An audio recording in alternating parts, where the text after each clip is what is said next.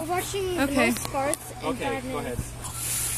All right, we're going to change from the oil-based defoamer to just crop oil. And that should happen kind of on the fly here in a few minutes. Yeah, it doesn't look different. Yeah, it won't be the white anymore, will it? Yeah, it'll be still white.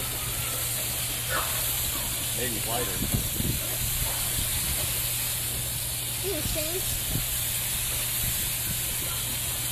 Here, push straight up against the wall. Up against the wall so you can get a lot of, yeah, I think this is the oil now.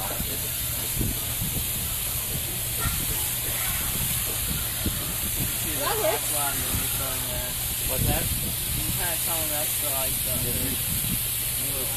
that seems to work better. Oh, yeah, I don't know if it works any better than this.